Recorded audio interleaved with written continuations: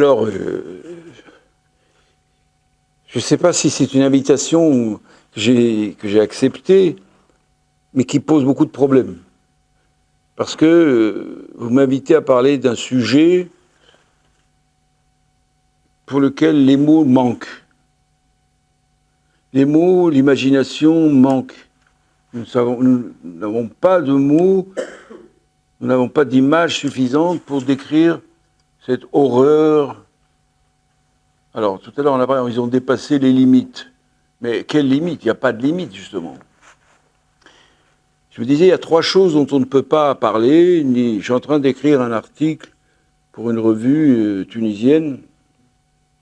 Il y a trois drames de l'humanité du XXe siècle et du XXIe pour lesquels les mots manquent. Il y avait les camps de la mort d'Auschwitz et autres. Il y a eu le bombardement d'Hiroshima. Est-ce qu'on peut imaginer ce qu'a été pour les gens d'Hiroshima, de Nagasaki, ce qu'a été un... Je dis ça parce que il y a eu un film dans les années 60 de Marguerite Duras et d'Alain Resnais qui s'appelait Hiroshima, mon amour. Et dans ce film, le japonais, il disait toujours « Tu n'as rien vu à Hiroshima ». Pourquoi tu n'as rien vu? Parce qu'on ne peut rien imaginer. Et bien, ce qui se passe à Gaza aujourd'hui s'inscrit dans cela. Nous ne pouvons pas imaginer. Comment pouvez-vous imaginer ce qu'a vécu Indy pendant une demi-heure, mitraillé de tous les... Ça dépasse l'imagination. Cet enfant de 8 ans, dont on a réussi à faire un film, à mon avis, qui va secouer. Alors, je pense que on ne sait pas ce que c'est que le sionisme. La plupart des gens ignorent ce que c'est le sionisme. Et en particulier les juifs, y compris des gens très forts. Hein. Même Leibovitz, qui m'a été ma référence, et grâce à qui je dois beaucoup, n'ont pas saisi ce qu'était l'ADN du sionisme. Et je pense que je suis un des rares. Alors aujourd'hui, quand même, la barbarie, la cruauté à Gaza ont dépassé vraiment tout ce qu'on peut imaginer, toutes les limites. Et chaque jour, il y a du neuf. Chaque jour, il y a du neuf. Comment peut-on imaginer que des gens affamés qui viennent chercher un peu de farine, on leur tire dessus? Mais où est-ce qu'on a vu ça? Jamais. Je pense que même les nazis n'auraient pas imaginé ça. Alors il m'a fallu, quand même, je pense que Gaza aura un positif, c'est qu'elle a fait tomber beaucoup de masques. Y compris pour chacun de nous, y compris pour moi. C'est grâce à Gaza que j'ai compris ce qu'était le sionisme, ce qu'était le colonialisme. C'est-à-dire, le sionisme est une forme masquée de totalitarisme. C'est une prison intellectuelle. Pour un juif, c'est très difficile de penser aujourd'hui hors du sionisme. Il a fallu Gaza pour moi, pour rompre définitivement et comprendre le côté pernicieux, le côté totalitaire de cette pensée plutôt inhumaine. Donc Gaza a provoqué en moi une espèce de métamorphose intellectuelle. Et chez beaucoup de gens aussi, d'ailleurs, dans les deux sens.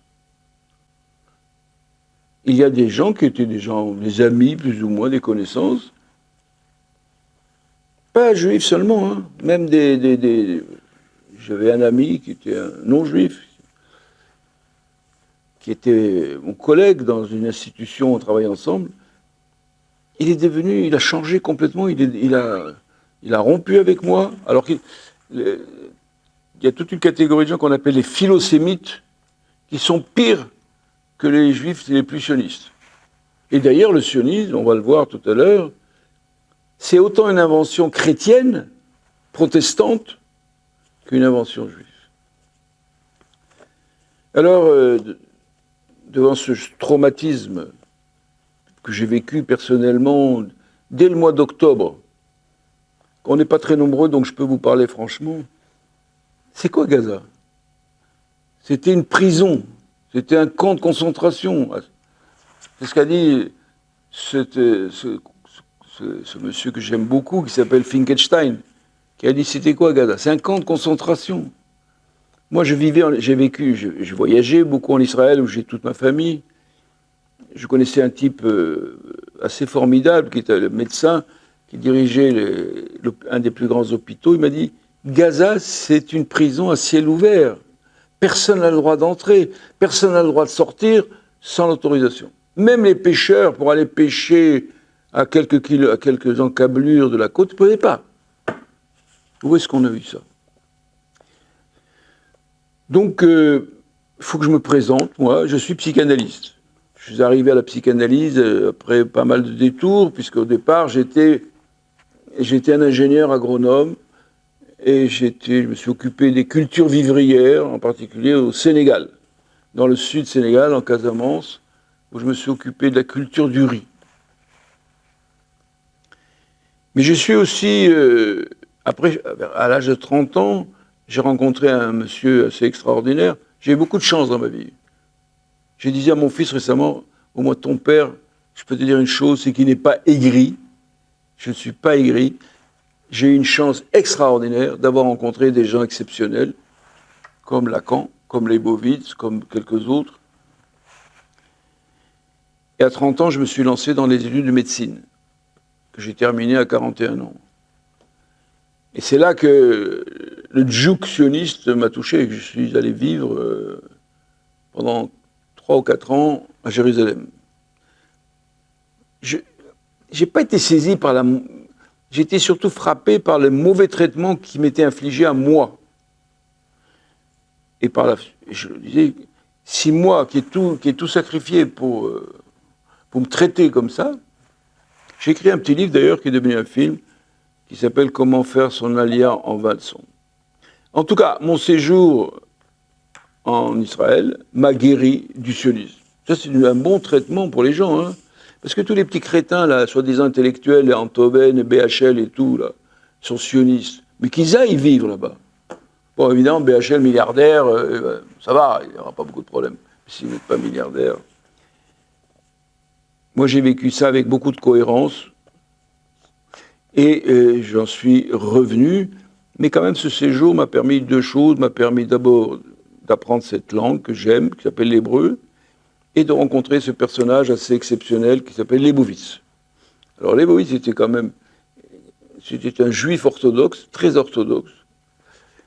L'histoire Palestine-Israël, il faut oublier la religion. C'est pas une histoire de religion. On nous raconte ça, même des gens éminents, hein. Il y a une coloration extérieure religieuse. Mais c'est pas ça qui est là. Le contenu du conflit est national. Il est colonial. Donc j'ai rencontré ce Leibovitz, qui est une sorte d'encyclopédie vivante. J'étais le voir pour parler de philosophie, pour parler d'un auteur qui s'appelle Maïmonide, un penseur exceptionnel, qui fait le pont entre l'islam et le judaïsme, Ibn Maïmoun. Et lui, c'est un fanatique de Ibn Maïmoun. Je voulais lui parler de une question. Et il m'a répondu, il n'a pas voulu me répondre là-dessus, il m'a dit, c'était en 1989. On est loin d'aujourd'hui, donc. Nous tuons des enfants palestiniens. Et il a dit, je n'arrive pas à... je n'endors pas.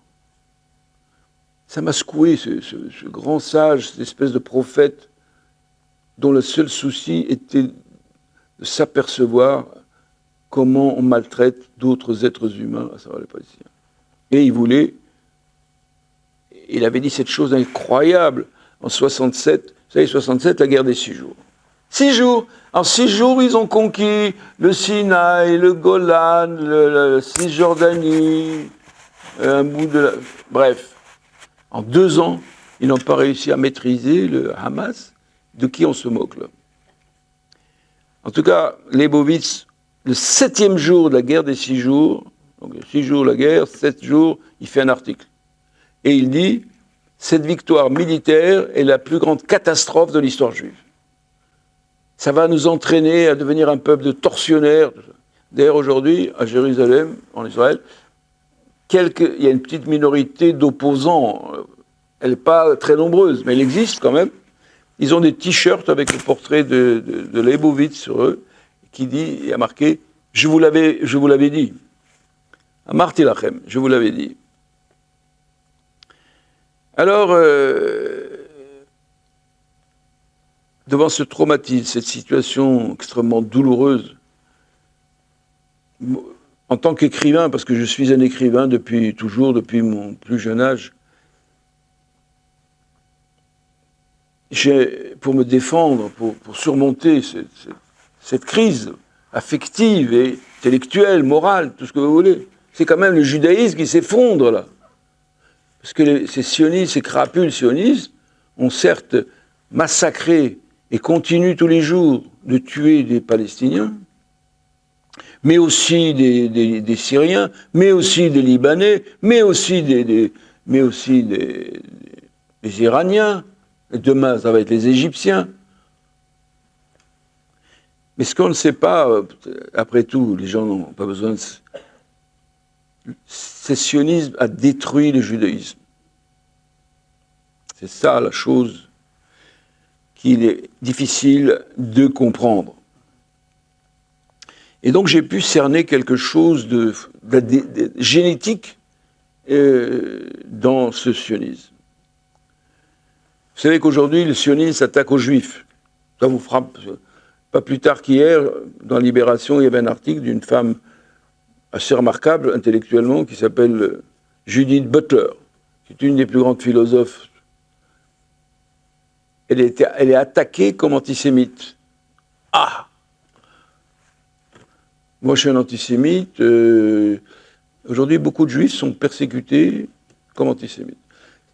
Vous savez qu'il y a toute une série de gens à Paris qui sont très versés dans cette question. Je pense à des gens comme Alain Grèche, comme Sipiel, comme Vidal. Eh bien, ces gens-là n'ont pas droit d'accès aux médias. Alors, il y a un type, un jour, il dit, Alain Grèche, il lui dit, qui était directeur du Monde diplomatique, il lui dit, mais pourquoi tu ne parles pas à la radio, à la télévision, de tout, puisque il lui répond, tu te fous de moi ou quoi? Tous les intellectuels juifs qui ont une parole un peu différente, un peu critique, voire radicalement critique, sont ostracisés, n'ont pas droit aux médias. Alors, c'est quoi donc? Il faut que nous comprenions, l'ennemi c'est le sionisme, c'est pas les juifs, c'est pas la religion juive, c'est cette idéologie spéciale dont il faudrait vraiment étudier les mécanismes très puissants avec lesquels elle a réussi, cette idéologie, à prendre le contrôle du peuple juif. Bien qu'au départ, cette idée sioniste était rejetée par aussi bien les rabbins que les rabbins libéraux, rabbins orthodoxes, etc. Par l'ensemble des juifs, était rejetée. Alors il y a une confusion à ce niveau. Qu'est-ce que c'est que le sionisme? Maximum. Mais ils sont hyper sionistes. On est chez les fous, hein, mais il faut quand même savoir ces données curieuses. Alors il y a une théorie évangéliste que, d'abord, les juifs, on ne les aime pas, il faut dire. S'ils pouvaient s'en aller, ça de gagner. Mais en plus, dans leur théologie à la gomme, là, il faut que tous les juifs aillent en Palestine, et à ce moment-là, Jésus va revenir. Ah! Et là, il va tous les massacrer. Hein. Ou bien vous vous convertissez, ou bien on va tous... Moi, je regarde en ce moment avec intérêt, d'ailleurs, une série Netflix qui s'appelle L'Élu. Comment ça s'appelle ça? Bref, on voit Jésus comme ça, qui dit « Ouais, je reviendrai et on jugera les tribus. » Voilà. Et donc, voilà à peu près, à ce moment-là, donc Ben Yehuda, il voit ça. Et donc, arrivent des premiers, je les appellerai les pressionnistes, qui sont nés de cette espèce de catastrophe des pogroms d'Ukraine et de Russie. Et il leur dit, vous voulez vous installer ici? Je vous ai trouvé des terrains. Où ça? À Jérusalem, bien sûr. C'était une ville juive à l'époque. Ah non, pas question. Quoi, pas question? Vous voulez aller où? Vous voulez pas qu'on se mette avec ces juifs? Ils voulaient pas être avec les juifs, ce qu'on appelle le vieil chou. C'est des fanatiques, tout ça. Nous, la religion, on n'en veut rien entendre parler. On veut pas de. Et vous allez aller où? On va aller à Jaffa, parce que Jaffa, c'est un port, les gens ils vont venir. Il dit Jaffa, c'est une ville arabe. Nous avons d'excellentes relations entre nous, on se respecte. Mais vous, quand vous allez arriver avec vos voyous, là, ils sont bruyants quand même, ces gens-là. C'est pas des. Vous allez faire du bruit à Jaffa et vous allez provoquer un rejet. Non, s'en fout qui ça? Les Arabes vont nous faire des problèmes. Compte pas. Vous voyez, ça, c'est l'occidental, que même un type aussi respectable que M. Ilan Pappé a osé dire les Juifs sont tous européens. Et à Ouldi, il y a des gens qui ont vécu à Djerba et à Tunis depuis longtemps, hein, ils ne sont pas européens. Ils sont même des autochtones, et c'est peut-être des berbères convertis, je ne sais pas ce qu'ils sont. Et ce Ben Yehuda, dans son livre, que vous pouvez, pas facile à trouver, mais vous pouvez le trouver si vous le cherchez vraiment, il dit « J'ai vu dans cette décision comme une piqûre de scorpion dans mon cœur et l'amorce de tous les problèmes à venir. » Ce livre a été écrit en 1918. Il est mort en 1920. Tuberculeux, tout ça. Il n'y avait rien encore à l'époque. Le fameux soulèvement arabe ne va se produire qu'après. Et donc, le grand événement qui va avoir, quand vous parlez aux sionistes, ils disent l'acte fondateur du sionisme, le fondateur du sionisme, c'est un certain Théodore Herzl. D'où il sort celui-là? C'est un Hongrois un peu autrichien, enfin pas un peu, il vivait à Vienne, il dirigeait un journal, un homme d'ailleurs qui n'était pas forcément antipathique. Pourquoi il a cette idée? Il écrit un livre qui s'appelle L'État des Juifs, que l'on considère comme le livre fondateur du sionisme. Il faut lire ce livre pour vous rendre compte combien il est mauvais. J'ai jamais lu un livre aussi mauvais que celui-là. Un truc de dingue. Toutes les mesures qu'il préconise, aucune d'ailleurs ne pouvait passer dans la réalité. Il voulait faire des jours de 7 heures, couper 2 fois 3,5, et après entre les deux on fait une petite pause. Enfin, des trucs. Ma boule de ma boule, le gars. D'ailleurs, probablement, il avait la syphilis, mais ça, c'est... Il y a une seule chose, quand il écrit son livre, il est très content, et il pense que, voilà, on dit que ce livre est fondateur. Il avait un ami qui s'appelait Max Nordau. C'était un personnage important dans cette affaire, Max Nordau, qui était un Hongrois, lui aussi. Vous savez, quand les Gerbiens se mettent avec les Gerbiens, les Kabyles avec les Kabyles, et les Hongrois avec les Hongrois. Donc, Monsieur Théodore Herzl était hongrois, et il rencontre Max Nordau, qui était comme lui d'origine hongroise, et qui habitait en France. D'ailleurs, Herzl aussi habitait en France à l'époque. Et ce Max Nordau, il est vraiment un personnage étonnant. Il était l'auteur d'une théorie qui s'appelle la dégénérescence. Alors, pour lui, tout était dégénéré. Hein. Je sais pas quoi, moi. Ibsen, le grand dramaturge, c'était un dégénéré. La peinture impressionniste, dégénérée. Enfin, il voyait du dégénéré partout, quoi. Et en particulier, et ça vous explique un peu le sionisme. Qu'est-ce qu'il y a parmi les dégénérés? Le peuple juif, dégénéré.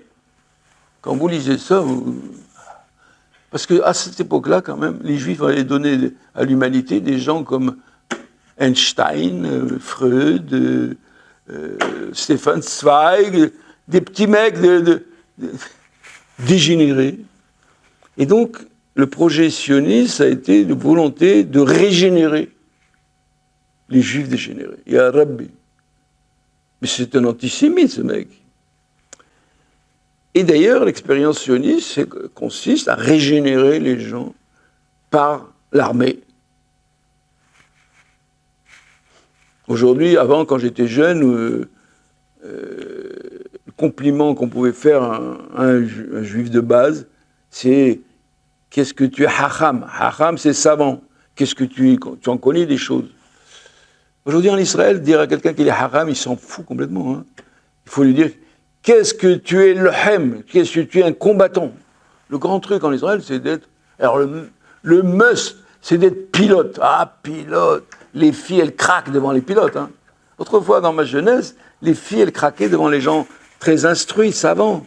Aujourd'hui, les filles en Israël, elles craquent quand vous êtes officier pilote ou officier tout court. Tankiste, pas mal aussi, colonel des tanks, pas mal. Bref. Vous voyez comment, pour le sionisme, quand il s'est fondé, le judaïsme était une chose obsolète. C'était un ensemble de traditions, de superstitions, de tout ça. Il fallait effacer tout ça.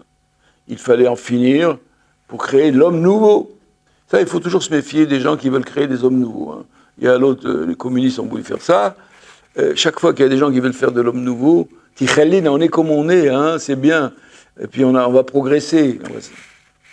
Sauf que les communistes n'ont pas réussi leur coup. Les sionistes ont réussi leur coup. Il y a un homme de type nouveau. C'est l'Israélien. Moi, j'ai toute ma famille là-bas. Quand je passe des vacances avec eux, quand je passais, parce que je ne passe plus, je ne compte pas. Le pauvre. C'est un juif dégénéré, celui-là. Non, ils ne disent pas dégénéré, ils disent galoutique. Il est un juif. Il n'a pas connu cette transformation, la chaleur des combats dans les tanks et les parachutes. Ça, c'est du... Ça, c'est... Voilà où on en est, quoi. Il faut que vous sachiez quand même qu'au XIXe siècle, la doctrine de la dégénérescence était répandue partout. Prenez le cas d'un grand écrivain qui était Émile Zola, l'école qu'on appelle l'école naturaliste, c'était une théorie de la dégénérescence. Prenez le cas d'un grand neurologue médecin qui s'appelait Charcot, pour lui c'était aussi la théorie de la... Les hystériques étaient des dégénérés, les alcooliques des dégénérés, les homosexuels... C'était le truc à la mode, hein. Comme aujourd'hui, il y a des trucs à la mode. Et c'est pour ça que le coup de génie de Freud, c'est d'avoir dit à un moment donné, mais non, les femmes, les patientes hystériques, elles ne sont pas dégénérées. Elles souffrent de réminiscence, c'est l'expression qu'il employait. Elles ont des souvenirs d'événements traumatiques. Et ça, c'est... Alors, après avoir fait son livre, son État des Juifs, il en parle à Max Nordau. Qu'est-ce que tu vas faire avec ton livre maintenant? Il dit, je vais faire une revue, je vais diffuser mes idées. Et Nordau lui dit, qu'est-ce qui va acheter ta revue? Laisse tomber. Qu'est-ce que tu veux faire, toi? Il a dit, fais un congrès. Tu vas faire un congrès, on va faire venir des représentants des Juifs des différentes communautés, et on va faire un congrès. Ah oui, tu crois? Ah oui, oui, c'est comme ça. Va pour le congrès. Alors on voulait le faire à Munich.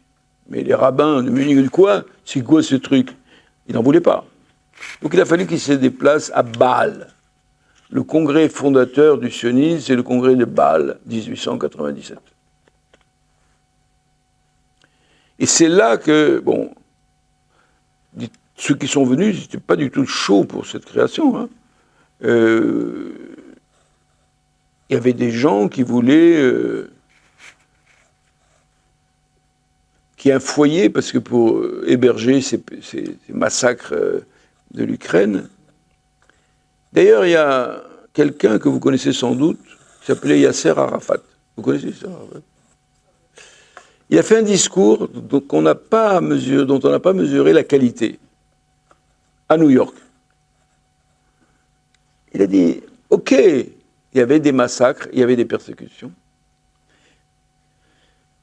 Vous seriez venu en Palestine, avec laquelle vous avez certainement des attaches, comme réfugiés, et ensemble, on aurait fait quelque chose. Vous aurez des marhaba comme on a reçu des circassiens. Je ne sais pas qui c'est les circassiens, mais lui, il cite ce circassien. Mais vous n'êtes pas venu comme ça, vous êtes venu en nous niant. Donc tous les juifs, tous les courants orthodoxes, et libéraux aussi, tout ça, n'ont pas voulu qu'il y ait ce congrès, si bien qu'ils ont été obligés de déplacer de Munich à Bâle. Il y avait des gens comme Martin Buber qui ont dit surtout, pas d'État. que les gens qui fuient viennent ici, ils ont voulu créer ce qu'ils ont appelé un centre culturel juif. Pourquoi pas? Il y avait en particulier un type qui s'appelait Ahad Ha'am, qui a été le grand promoteur de ça. Il y avait Martin Buber. Quand il y a eu la déclaration d'indépendance d'État d'Israël, il a eu cette formule Zedmarot la Dorot. Vous avez créé des larmes pour des générations. Donc cette idéologie sioniste complètement vide, nationale, mais alors... Parce que prenons le nationalisme italien, par exemple. Il se nourrissait de la littérature italienne, de Dante Alighieri, de Léopardi, de toute cette beauté. Les sionistes ne voulaient rien entendre parler de quoi? Les textes talmudiques, tout ça. Mais... C'est ce que moi je me suis permis d'appeler ça. Vous savez, je suis un élève de Lacan. Enfin, je suis un élève, je ne sais pas si je suis un élève. En tout cas, j'ai été formé par Lacan. C'était mon analyste. Mais il avait dans sa doctrine une théorie qu'il appelait la forclusion du nom du père. Il disait que qu'est-ce que c'est qu'une psychose? Si vous cherchez à l'origine, vous avez un rejet, pas un refoulement. Le refoulement, bon, vous refoulez, mais c'est là, ça va ressortir. Le rejet, il n'y en a pas. Vous le éliminez complètement. Et Lacan avait appelé ça une forclusion. Et donc j'ai mis cette théorie, je suis le seul, mais post-mortem, je suis sûr que les gens vont dire « Ah, c'est pas mal, Haddad, son ligne. » Je suis convaincu que j'aurai un avenir post-mortem. Le sionisme repose sur une forclusion du judaïsme. Et quand il y a une forclusion, tôt ou tard, il y a un déclenchement d'une psychose. Nous sommes aujourd'hui... Ce qui se passe aujourd'hui relève de cette forclusion, c'est une folie. Nous sommes dans la folie. Tout est folie là-dedans. C'est ce qu'ils font là, c'est... Il n'y a aucune justification. Bombarder le Qatar alors qu'on négocie avec lui, ça n'a aucun sens. Même le général de l'armée israélienne lui dit, c'est cinglé de Netanyahou, mais c'est pas bon ça. Et il nous dit, ah tu obéis, hein, c'est moi le chef ici. Hein. Donc, cette structure sioniste est arrivée sur une base suprémaciste, comme on dit aujourd'hui. Ces braves Ashkénazes venant de Pologne et de Russie. Ça n'a aucun rapport avec la pensée de Herzl, mais ils ont construit des trucs comme le kibbutz. Ah, qu'il est beau le kibbutz. Ah, tout le monde aime le kibbutz. C'est joli, ça, le kibbutz. Communisme idéal. Eh bien voilà, moi je suis un juif tunisien. J'arrive, je suis en 1915, là-bas, par là, vous serez. Je trouve votre idée vachement belle, hein. Moi, ça me plaît, votre truc, là. C'est sympa, tout le monde ensemble, on partage tout, etc. Mais attends, t'es tunisien, toi? Ah non, c'est pas pour vous, ça. Non, c'est pour nous, ça. Vous, les séfarades, là, les Mizrahim, non. Et nous, alors que... Moi, où est-ce que je vais, moi? Eh bien, on va te créer un moshav. C'est un truc... Parce que t'as pas le niveau. Bon, ben... Je suis vous savez, chez les Arabes, il y avait des socialistes. Hein. Voilà, je suis un socialiste arabe. Je me promène là-bas du côté de Tibériade. Oh, qu'est-ce que c'est bien votre idée là, c'est pas mal. Hein. Eh bien, moi, je voudrais rentrer au kibbutz. Hein, ou bien, j'ai fait un petit kibbutz à côté. Hein, c'est pas. Ah non, c'est pas bon pour vous ça. Non, ça c'est ça le kibbutz, c'est merveilleux. Moi, j'ai connu un jour un type je l'ai connu, il était ambassadeur d'Israël à Bruxelles. Et comme bon, bref. Et je lui ai dit, on a parlé, il m'a raconté un peu son histoire, et il a été au début, c'est un Italien, il est rentré dans un kibbutz, dans le sud, là-bas, dans le Negev. Et à côté de lui, vous savez, quand les Juifs sont partis du Maroc, de Tunisie, d'Irak et tout ça, on a créé des camps qu'on appelait des Mabarot. C'était des camps de... Bon, il fallait bien qu'ils dorment quelque part, mais c'était l'horreur. Et donc, il y avait une fête, Hanouka, je crois que c'était. Et il a dit, il y a des enfants là dans le camp à côté, là. On devrait leur faire une petite fête, c'est Hanouka. Hein, c'est joli, Hanouka. On va leur donner, je sais pas moi, une pomme, une orange. Ils crèvent de faim, là-bas. Eh ben, les kibbutzim sont gérés par l'Assemblée générale. Quoi? Tu veux faire venir des poux dans notre kibbutz? Voilà la réponse qu'il a reçue. Il m'a dit, quand j'ai entendu ça, tout mon marxisme et tout ça, il s'effondrait, boum. Et il a dit, je m'en vais, je ne suis plus membre du kibbutz. Cette ambiance raciste, même à l'égard, vous voyez, de... Donc le sionisme s'est développé sur une base, c'est une boîte vide. Il n'y avait rien dedans. Que du nationalisme, de la violence militaire. Mais vous savez, la nature a horreur du vide. On dit ça, c'est pas vrai. Hein. Ça, c'est Aristote. Depuis lors, on a trouvé que... Bref.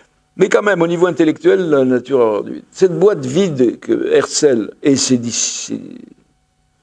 successeurs ont créée va faire que c'est pas possible. Ça va aspirer. Il y a un rabbin qui s'appelait le Rav Kook qui va dire non, d'accord, parce que tous les religieux étaient contre, hein, il a rejeté complètement. Le Rav Kook, il dit, on s'est peut-être trompé, peut-être que le sionisme est l'âne du Messie. Je ne sais pas si vous êtes au courant de cette histoire d'âne. Il y a un texte chez Isaïe qui dit, le Messie arrivera sur un âne. D'ailleurs, Jésus-Christ, quand, dans les évangiles, où il dit, allez chercher à côté, là, il y a un âne, il faut que je rentre à Jérusalem sur un âne. Et donc, ce rabbin a dit, le sionisme, c'est l'âne avec lequel on va peut-être rentrer. Voilà. Et après la guerre des 6 jours, il est mort en 36-37. Le Rav Kook, kabbaliste. La Kabbale, c'est quand même une catastrophe. Mais enfin bon, c'est la source de bien d'emmerde. Et mon maître Leibowitz m'a dit, la Kabbale, c'est pas bon, c'est de l'idolâtrie. Son fils va s'appuyer sur l'œuvre plus ou moins bien assimilée de son père, et va créer le mouvement du Gush Emunim, le bloc de la foi, qui vont être les colonies qui vont se mettre un peu partout sur la rive. Quand même, voilà à peu près, quand même, il faut savoir un peu de choses sur ce Herzl, qu'il a eu 3 enfants. Sa femme, il l'a rendue folle. Mais souvent, les hommes, ils rendent leurs femmes folles. Ça arrive aussi l'inverse, hein, mais c'est plus souvent comme ça. Elle était très riche, il l'a rendue pauvre parce qu'il a pris tout l'argent, non pas pour des raisons, c'était pas un être, mais c'était pour financer ses activités. Bon, elle a fini sa vie dans un hôpital psychiatrique. Ça arrive. Et 3 enfants. Il a dit, ces enfants, il faut les mettre à l'assistance publique, à Bordeaux. Hein. Donc sa fille était à Bordeaux, dans une famille d'accueil. Elle n'a pas supporté, elle s'est droguée, etc., attrapée, police, machin. Pour la faire courte, elle s'est suicidée. Et son frère, qui aimait beaucoup sa sœur, qui habitait Londres, il s'était converti au christianisme entre-temps. Quand il apprend la mort de sa sœur, boum, 2e mort. 3e fille, elle va mourir dans un camp de la mort. Bon, bref. Cet homme qui voulait sauver l'ensemble du peuple juif, tu parles, il n'a même pas été fichu de protéger ses 3 gosses. Ça donne un indice quand même sur quelle base tout ça s'est construit. Voilà, je vais terminer là-dessus. Je crois que j'ai été assez bavard. Mais je voudrais quand même dire une chose. Souvent, on pose la question, on s'étonne. Cet État qui aurait été construit, c'est ce que racontent les médias, n'est-ce pas? C'est construit sur le fait des survivants de la Shoah. Comment des survivants de la Shoah peuvent faire un génocide? Ah! Bizarre cette affaire. Eh bien moi je pense que non. Je pense que ce n'est pas des survivants de la Shoah. L'État d'Israël ne s'est pas construit avec des survivants de la Shoah. Aucune personne, ni Ben Gurion, ni aucun, n'avait un rapport, n'a perdu, n'a vécu ça.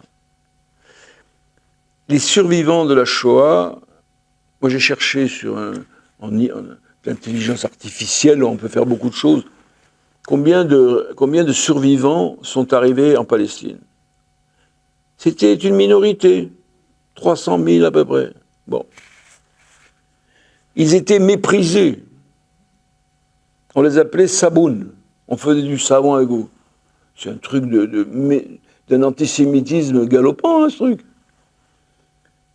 On les a insultés parce qu'on disait vous êtes des lâches. Nous, si ça avait été nous, hein, on se serait battus. Ah bon? Vous auriez pu faire quelque chose, puisque vous êtes si fort en commando et en... Pourquoi vous n'avez pas envoyé un petit commando, par exemple à Auschwitz, pour faire exploser les chambres à gaz? Je ne sais pas, moi. Rien. Il y a une seule opération qui a été faite, une pauvre fille qui s'appelait Anna Senech, qui s'est parachutée en Yougoslavie, je crois. Et elle a été tout de suite saisie, elle a été tuée par les Allemands. Il n'y avait pas un seul musée du génocide en Israël. Je parle avant. Il y avait un musée qui se trouvait dans un kibbutz dans le nord, là-bas, qui s'appelait le Hammer Ghetto, le musée des combattants des ghettos. Seuls ceux qui sont... Le truc chez le sioniste, c'est quoi? C'est d'être un combattant, un militaire. Il a fallu attendre les années 62 avec l'affaire Eichmann, où ils se sont dit, c'est peut-être un filon ça, le génocide. C'est à partir de là qu'on va nous bassiner avec ce génocide. Tous les gens qui protestent contre les horreurs que commettent les sionistes israéliens, beaucoup d'entre eux sont des enfants de déportés, voire même eux-mêmes déportés. Prenez Finkelstein aux États-Unis, type formidable quand même. Quelqu'un m'a parlé tout à l'heure de l'UJFP. L'UJFP, le président, ses parents ont été déportés. Et il est anti-sioniste à fond. Je prends quelques exemples, mais moi quand j'ai vécu en Israël, j'étais médecin.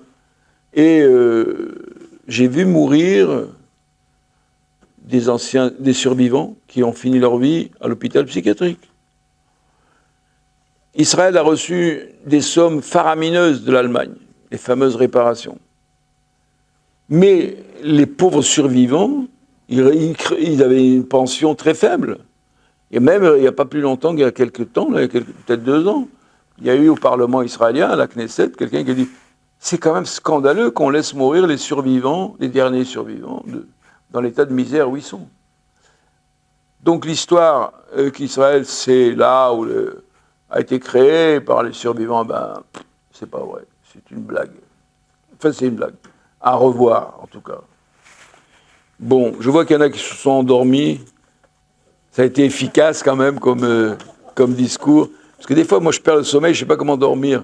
Là, je trouve qu'il y a voilà, un truc. Ceux qui ont enregistré mon discours, là, ils le passeront le soir si on veut dormir. Voilà, merci.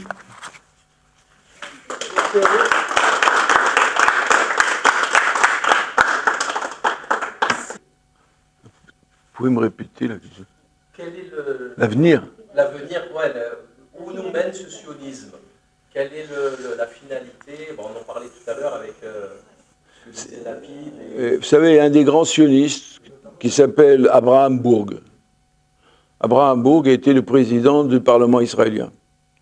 Et il a été président de l'Organisation sioniste mondiale. Donc c'est quand même. Il a dit le sionisme est mort.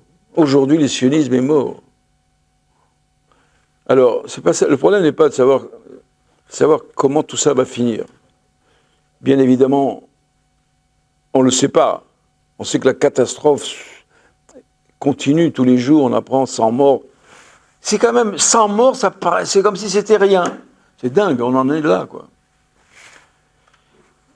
Je pense que l'État d'Israël, si vous voulez, d'aujourd'hui, il devra subir une révolution en profondeur, se débarrasser du sionisme, et qui est un État laïque, démocratique, où tout le monde aurait les mêmes droits et les mêmes devoirs. C'est comme ça d'ailleurs que parle Madame Rima Hassan. L'histoire des 2 États, ça paraît un peu bizarre, un peu impossible. Mais il faut pour cela d'abord une véritable révolution idéologique. Le sionisme est mort. Vous aimez ce pays? Ok, mais les autres aussi l'aiment. Faites un pays ensemble. Et moi, il y a un pays qui me fascine, moi. C'est la Suisse. La Suisse était créée par 3 peuples, 4 même, 3 grands et un plus petit, les Romanches, qui se sont fait la guerre pendant des années et des années. Le peuple suisse, vous ne savez peut-être pas, mais était le peuple le plus guerrier d'Europe. À tel point que quand un roi ou quelque chose avait besoin de soldats, il va chercher des Suisses. Et puis vers 1300, comme ça, là, les représentants de ces 3 peuples, ou de ces 4 peuples, ont dit « Khalas, ça suffit ». Et ils ont créé un pays cantonal, la Suisse d'aujourd'hui, à partir de 3 ou 4 cantons au départ, mais il y en a aujourd'hui 22, je crois. Moi, c'est ce que je dis, ils ont réussi, parce que derrière tout ça, moi, j'ai une théorie psychanalytique qui dit que, je pense que c'est ce que j'appelle le complexe de Caïn. Toutes ces guerres sont des guerres fraternelles. Ce sont des frères qui se tuent, entretuent. Les Suisses, c'est le seul peuple qui a réussi à surmonter son complexe de Caïn. Ils ont créé un État qui est le plus prospère au monde. Tout le monde admire la finance et tout ça, avec une industrie extraordinaire. Eliezer Ben Yehuda, dont je vous ai parlé tout à l'heure, qui est mort avant tout ça, je veux dire 1920 à peu près. C'est ce qu'il voulait. Il voulait créer un État confédéral cantonal. Il y aurait eu des petits cantons comme ça, et des cantons... c'est une utopie peut-être. En tout cas, ce qui n'est pas utopique, c'est que l'État actuel ne peut pas continuer comme ça. L'État d'Israël sioniste, c'est pas possible. Moi, je pourrais aller vivre là-bas, mais pas dans un État sioniste. Moi, je peux pas. Moi, quand je vais en Tunisie, je me sens tellement bien avec mes camarades, mes amis. Je m'en fous qu'ils soient musulmans, chrétiens. Qu'est-ce que c'est ? J'étais récemment à un dîner. Il y avait une Italienne qui allait à la messe le dimanche, un ami musulman, moi, juif. Voilà, on vivait. Quelle importance ça. On se respecte, chacun dans sa foi. Donc il faudrait que... Mais comment on va arriver là ? C'est vraiment des cinglés, les mecs. Hein. C'est vraiment des cinglés. Tout le monde les met en garde. Ils s'en foutent. Mais alors, il y a un autre problème qui se pose. Parce que cette affaire de Gaza nous perturbe tous beaucoup. Pourquoi ? Bon, il y a d'abord l'horreur de la situation, des massacres. Il y a aussi la passivité de tous les pays arabes. Pas un n'a rompu ses relations diplomatiques. Pas, avec le pétrole, en 1973, on a fait le blocage du pétrole, ça s'est arrêté tout de suite. Là, on n'a pas touché. Comment se fait que tout l'Occident, là, le lendemain de l'invasion de l'Ukraine, ils ont tout de suite pris des mesures et des trucs déjà. Là, 2 ans, ils n'ont rien fait. Le seul truc qu'ils ont trouvé à faire pour lutter contre tout ça, c'est d'aller perquisitionner chez mon ami Lévin et de saisir son ordinateur. Parce qu'il paraît-il, il soutenait le terrorisme, soi-disant. Qui est un juif de l'UJFP, là. Alors, voilà encore un mystère. Pourquoi l'Occident se comporte comme ça ? Ce qu'on appelle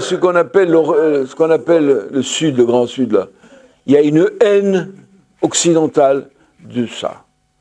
Le grand écrivain palestinien, Edward Said, en a fait un livre magistral que tout le monde devrait lire, qui s'appelle l'orientalisme. Il y a mais alors, c'est comme c'est refoulé, on ne se rend même pas compte. Alors, vous avez des bonnes âmes en plus. Mais nous, au contraire, hein, on aime beaucoup le machin. Tu aimes beaucoup, mais jusqu'à un certain point. Et c'est pour ça que Gaza a déchiré en nous cet aveuglement. Retailleau, il aime le couscous. Oui, il aime le couscous. Mais même, moi, je parlais avec des amis tunisiens, des musulmans, ils m'ont dit, on est tellement attachés à l'Occident. En termes psychanalytiques du café de commerce, on dirait un complexe d'infériorité. Ils sont tellement plus forts que nous. Sauf que maintenant, l'Orient, les Chinois se réveillent. Ils produisent des choses.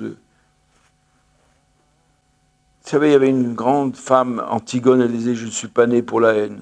L'Occident semble être né pour la haine, malgré le fait qu'il soit né chrétien. Le christianisme, soi-disant, c'était au nom de l'amour. Entre les incendies, les machins de l'Inquisition. Personnellement, je travaille beaucoup sur la question de la haine, justement. Et moi, je dis, à la racine de la haine, il y a cette haine du frère. Mais enfin, ça, c'est mes élucubrations. Hein. Mais quand même, ces élucubrations, je les ai passées un doctorat là-dessus. Je suis docteur en philosophie. Hein. Alors, du respect, s'il vous plaît. À 84 ans, quand même, j'ai décroché un titre de docteur. Ce complexe de la haine du frère est très, très important. Et alors, le frère, c'est quoi? L'occidental, alors moi j'appelle ça Caïn et Abel. Hein. Caïn, c'est l'occidental, Abel, c'est l'oriental. Aujourd'hui, Caïn, c'est l'israélien, Abel, c'est le palestinien. Caïn, c'est l'homme, Abel, c'est la femme. C'est un schéma, un paradigme qui nous... alors que je suis en train de mettre à jour, au jour, alors on me dit, ça sert à quoi ce que tu fais? Ben, le fait de mettre un peu de lumière sur des mécanismes comme ça, je pense que ça va... Le fameux complexe d'Oedipe de notre cher Freud, c'est très important, mais ça ne va pas. Vous allez expliquer la guerre d'Ukraine par le complexe d'Oedipe. Par contre, le complexe des frères, ça joue. Moi, jusqu'à il y a quelques années, je pensais que vous avez des grands musiciens, par exemple, Nathan Milstein, Horowitz, tout ça. Pour moi, c'était des Russes. D'ailleurs, ils se présentaient comme Russes. Et on découvre que c'était des Ukrainiens. La Russie est née en Ukraine. Hein. Le grand Rousse de Kiev, c'était de là qu'est venu ces gens étonnants qui s'appelaient les Vikings. Bon, bref. Et maintenant, on nous dit non, c'est pas pareil. Alors qu'il n'y a pas plus frères que les Ukrainiens et les Russes. Et ils s'entretuent.